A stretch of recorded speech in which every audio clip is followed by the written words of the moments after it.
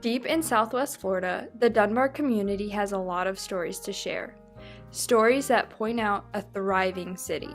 With revival projects in Fort Myers, a certain building is predicted on being another community center point in the future as the city continues to prosper. McCollum Hall. McCollum Hall was built in 1938 by Black businessman and entrepreneur Clifford McCollum Sr. and his wife Gertrude as a commercial and recreational building for the Dunbar community. As an African American, he made key compromises that allowed him to be successful in Florida in the 1930s, where Jim Crow laws and segregation were prevalent. I like to say integration started in McCollum Hall.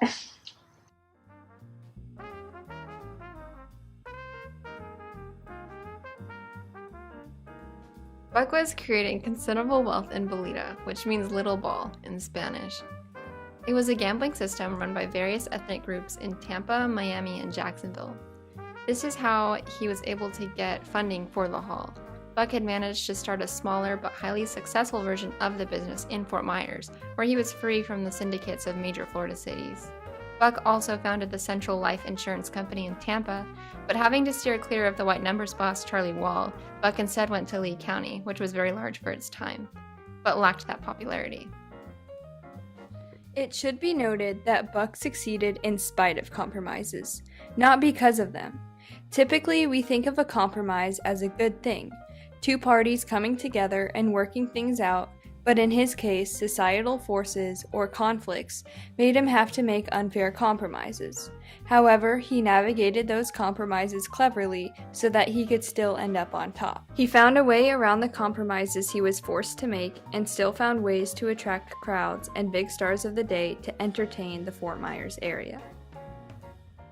One of the most tragic events in Fort Myers history was the lynching of some African American young men.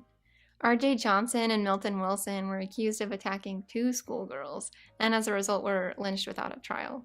Lynching was common in the South after the Civil War when Union soldiers were removed from Southern states due to the Compromise of 1876. Furthermore, lynching at the time was not illegal on the federal level, but it was outlawed in the state of Florida, which didn't matter because the Southern Manifesto encouraged disobedience to integration laws. This resulted due to built-up tension from conflict between the races. Another thing we would have to work past to find compromise. The main conflict in Buck's situation was an issue of race. African Americans faced hatred and mistreatment every single day.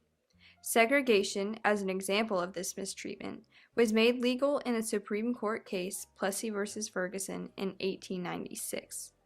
Segregation was still ever present in the 30s when McCollum Hall was built, and whites demanded that the concerts be separated by the red velvet rope.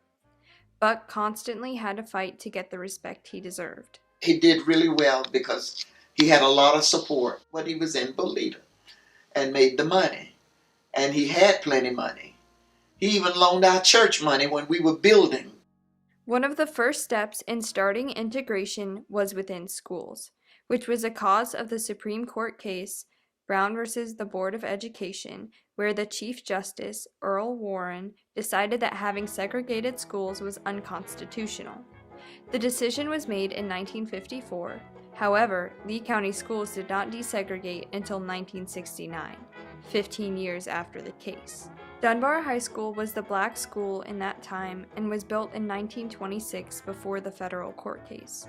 But soon it was closed, and the African Americans were bused to Fort Myers High School, the white school of the time.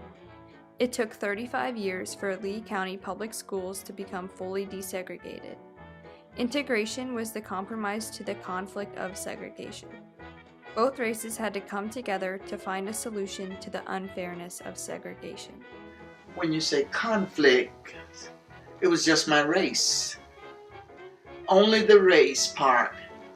But if I was with you or with them any length of time, I persuaded them to come on my side. During the time of segregation and horrible treatment of blacks, McCollum Hall remained a beacon of light that brought people together. Dunbar's community social celebrations were a large part of the significance of McCollum Hall, as the Lotto-style hall was once located in the heart of the Dunbar community. Here's a newspaper clipping from the news press in 1938. inviting people to celebrate emancipation with a dance at the hall. In the newspaper article from 1938, the hall is mentioned. The dance hall continued in operation until the late 1970s, catering more to the teenagers of the community. According to the Florida Museum of Natural History, McCollum Hall was the USO, or the United Service Organization, for the black soldiers stationed at Buckingham Gunnery School and Page Field during World War II. White soldiers at a nearby USO would also come to McCollum Hall. During the concerts, a rope across the dance floor divided the room between the two races. McCollum Hall became an upscale social heart of the community. I'm sure he had to make a lot of compromises, being African American, and during segregation. But what is clear to me is that he was really good at it because he negotiated building this place and providing that music that people came from all over to see. The musicians would stop here between Miami and Tampa. They weren't ever really coming here. This was a passing, it was a middle ground.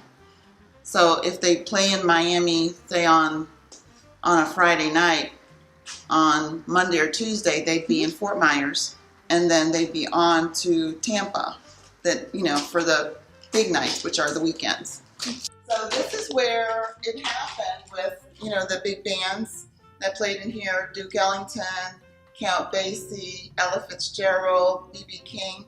The stage was up there. On the sides were like a dressing room where a restaurant was. And I don't know which way the rope went, but it said that there was a velvet rope that separated the races. You had whites on one side, blacks on the other side. But it's also said that once that music started going, that the rope would fall away and nobody cared. Nobody cared because it was all about the music and just being together. And I think that's too cool. But which was Exactly. So cool. So I like to say integration started in McCollum Hall. In the mid-1980s, the second floor was changed to a rooming house. Later, McCollum Hall was determined to be eligible for listing in the National Register of Historic Places in a report prepared May 19, 1994 by Archaeological Consultants Incorporated. The city is so behind this project. I think the challenge has been the funding and, being able to identify that developer who can actually pull it off. And in the past, we did have a developer we were working with that unfortunately that didn't work out. So we're back at it again, and actually by the end of this month, we'll be putting out a request for proposals and seeking another developer. So the compromise on my part has just been waiting and trying to identify that right entity that will bring this property back to life. In McCollum Hall's registration, they included that a primary reason for construction of McCollum Hall was the need for commercial space in the Black community and meeting the residents' desire for a place to hold organized social gatherings. Because of the consistent population increase, Fort Myers needs a community center point. The restoration project has led us to consider the possibilities of yet another community center, central to the downtown location, for both blacks and whites as a unifying building as it once was for the USO soldiers. Investors in the historic district plan on this and have made an effort to emphasize the importance of this building and what it means to the people who have grown up with it in their lives. Considering everything, Buck made a lasting impact on the Dunbar society, and his legacy lives on today. Through the conflicts that he faced and compromises that he made, the community has benefited greatly.